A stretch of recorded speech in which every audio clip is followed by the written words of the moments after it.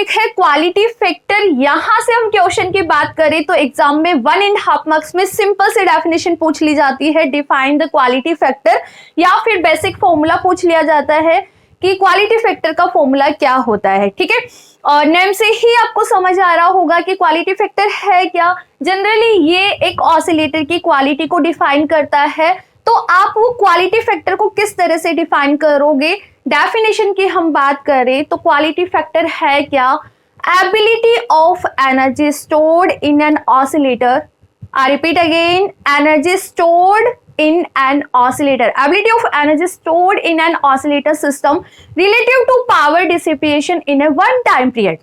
एक time period में एक ऑसिलेटर कितना एनर्जी को स्टोर कर रहा है relative to power dissipation. Power dissipation होता है क्या है, rate of loss of energy.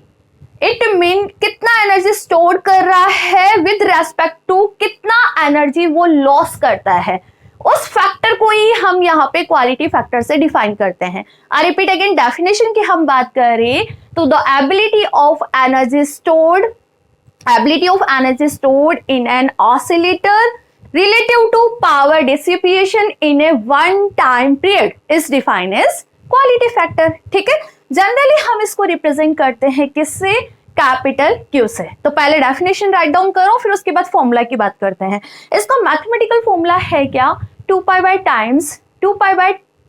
T times ratio of energy stored and power dissipation.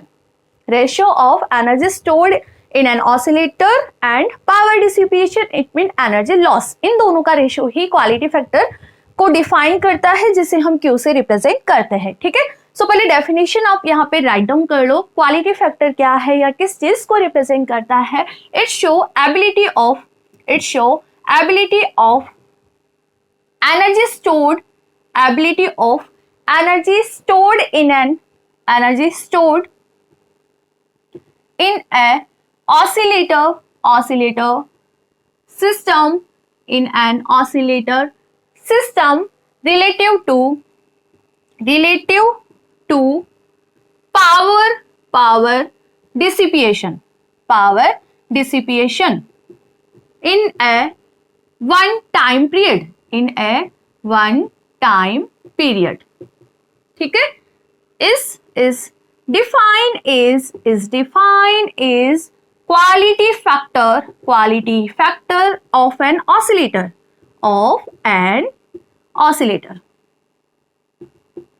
okay। what is quality factor, just simple ability of energy stored in an oscillator relative to power dissipation।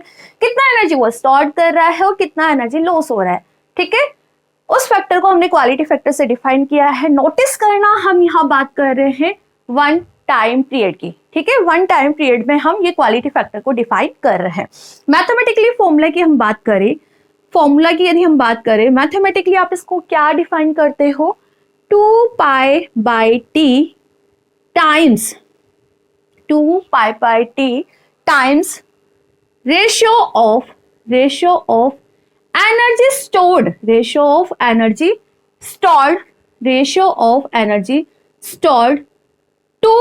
To energy lost to power dissipation. लिख लो ना, rate of energy loss को तो हम क्या बोलते हैं, rate of energy loss को हम पावर डिसिपेशन बोलते हैं। तो 2 pi by T times ratio of energy stored to power dissipation. It's a much better, power dissipation आप यहाँ पे वर्ड यूज में लो तो थोड़ा स्टैंडर्ड लगेगा, पावर डिसिपेशन। ओके, सो बनाओ फॉर्मूला। क्या होगा formula, Q equal to 2 pi by T times, तो 2 pi by T times ratio of energy stored, it mean energy stored, okay, और डिवाइड बाय क्या लिखूं, पावर डिसिपिएशन।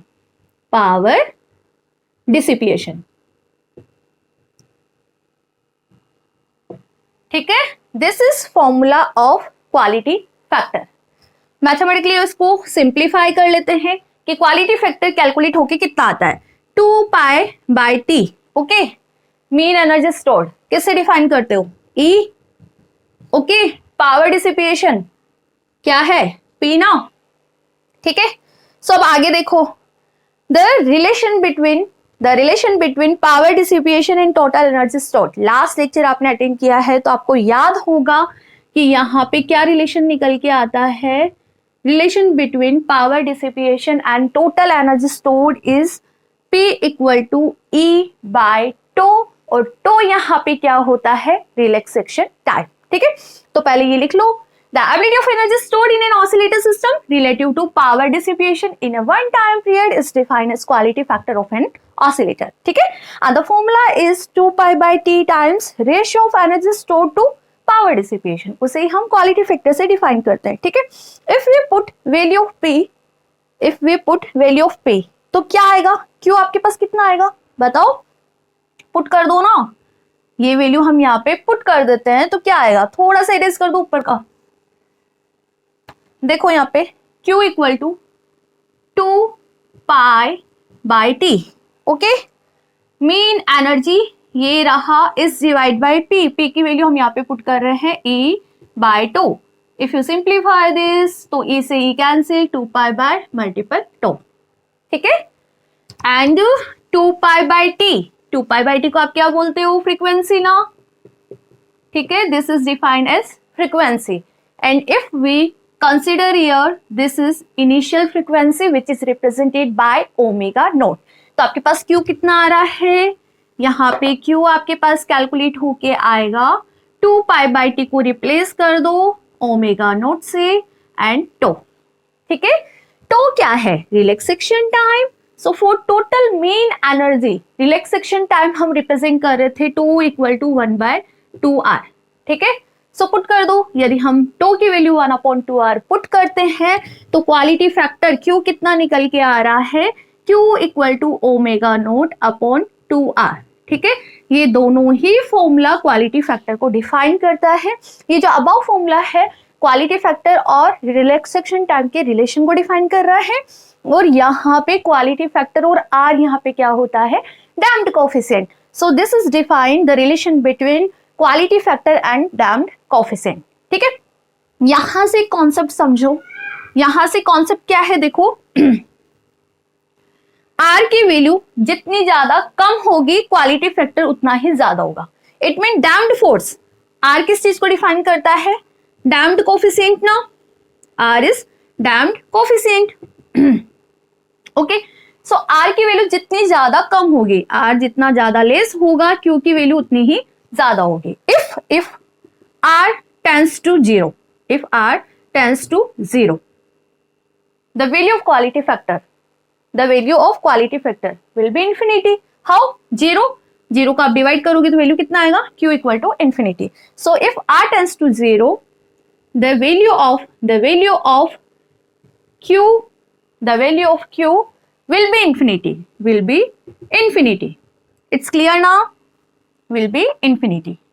अब देखो ये किस चीज को शो करता है, एक ऐसा ऑसिलेटर जिसका क्वालिटी फैक्टर का वैल्यू इंफिनिटी होता है, उस ऑसिलेटर को हम बोलते हैं फ्री ऑसिलेटर। क्या बोलते हैं, फ्री ऑसिलेटर। तो जनरली 1.5 मार्क्स में फ्री ऑसिलेटर की डेफिनेशन भी आ जाती है। तो ऐसे ऑसिलेटर जिनका क्वालिटी फैक्टर का वैल्यू इंफिनिटी होता है and oscillator having Q equal to infinity, इस टाइप के ऑसिलेटर को आप क्या बोलोगे, फ्री ऑसिलेटर। ठीक है, तो ये भी लिख लो आप इसी में, फ्री ऑसिलेटर क्या होता है, oscillator having quality factor equal to infinity. Hashtag डाल के लिखना, ठीक है ना। फ्री ऑसिलेटर क्या है, ऑसिलेटर्स या oscillator having quality factor, the value of quality factor, the value of quality factor कितना, infinity। This type of oscillator is known as free oscillator। ठीक है, लिख लो इसको, याद रखना Q equal to omega naught tau, and the second formula यदि हम इसको R की फॉर्म में डिफाइन करें तो Q equal to omega naught upon 2R। ठीक है, और R 0 है तो Q infinity. This type of oscillators are known as free oscillators. ठीक है, अब देखो यहां से क्वेश्चन और क्या बनता है, हमें यहाँ पे फ्रीक्वेंसी निकालनी होती है एक ऑसिलेटर की in the form of quality factor. I repeat again, हमें यहाँ पे कैलकुलेट करना होता है frequency in the form of quality factor. It mean यहाँ पे आपको डेराइव करना है relation between frequency and quality factor.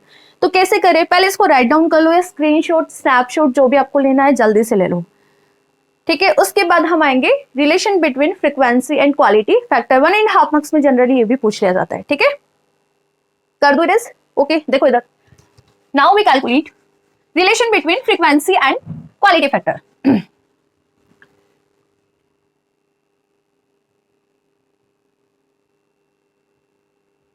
Relation between Q and omega, ठीक है। यहां हम बात करेंगे लो डैम्प्ड केस की, ठीक है। For low damped case, for low damped case omega कितना होता है, under root omega naught square minus का आर स्क्वायर, ठीक है। पता है ना अब तो, ठीक है। If we take omega naught common, यदि हम यहां से ओमेगा नोट की वैल्यू को कॉमन लें, अब अंडर रूट से बाहर निकलेगा, स्क्वायर को यदि हम कॉमन लेंगे तो अंडर रूट से बाहर निकलेगा तो ओमेगा नोट, ठीक है।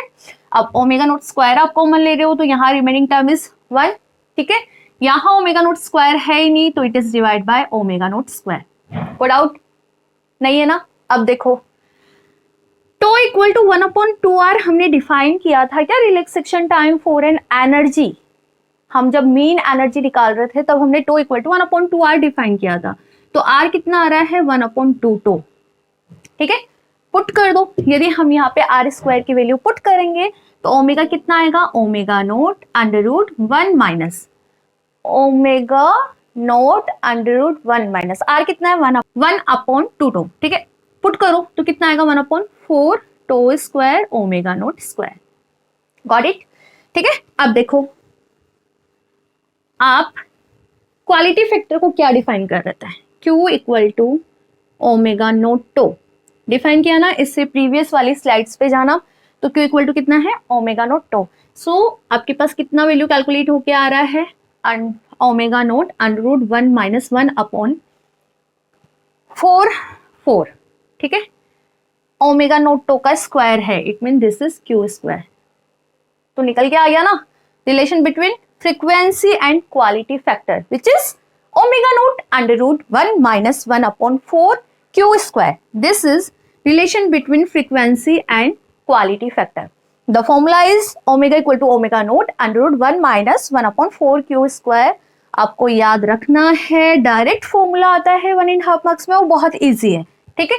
न्यूमेरिकल आता है 3 मार्क्स का, जस्ट आपको यहाँ पे वैल्यूज पुट करनी होती है, सिंप्लीफाई करना होता है, ठीक है ना। इनिशियल फ्रीक्वेंसी की वैल्यू गिवन होती है, 2 फैक्टर गिवन होंगे, एक को आपको कैलकुलेट करना है, बट उसके लिए फॉर्मूला तो याद हो आपको, ठीक है। सो फॉर्मूले लर्न कर लो। Q equal to omega naught tau किसका है, क्वालिटी फैक्टर का, ठीक है। या फिर हम बात करें Q equal to omega naught upon 2r, this is also a formula of quality factor, ठीक है। और this is relation between omega and Q। देखो अभी यहाँ पे frequency of oscillator depends on Q की वैल्यू जितनी ज्यादा होगी, क्वालिटी फैक्टर की वैल्यू जितनी ज्यादा होगी, वहां पे फ्रीक्वेंसी भी उतना ही ज्यादा होगा। Q की वैल्यू जितनी कम होगी उसकी फ्रीक्वेंसी भी क्या होगी, उतनी ही कम होती जाएगी, ठीक है। तो ये डिपेंडेंसी आपको समझ आ गया ना, फ्रीक्वेंसी का किस पे, क्वालिटी फैक्टर पे। तो इस तरह से आज के लेक्चर में हमने क्वालिटी फैक्टर के बारे में डिस्कस किया है। क्या, ability of energy stored of an oscillator relative to power dissipation is defined as quality factor. Formula Q equal to 2π/T mean energy is divide by power dissipation, ठीक है। और formulas ये रहा और रिलेशन हमने यहाँ पे कैलकुलेट कर लिया है, ठीक है। तो ये चैप्टर भी आपका कंप्लीट हो चुका है।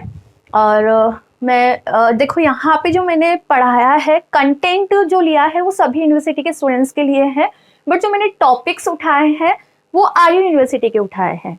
आप किसी अदर यूनिवर्सिटी से बिलोंग करते हो और ऐसे टॉपिक्स है जो मैंने यहाँ पे नहीं लिए हैं लेक्चर्स में, तो आप कमेंट सेक्शन में कमेंट करके बोल देना, मैं उन टॉपिक्स के भी लेक्चर्स यहाँ पे अपलोड कर दूंगी, ठीक है।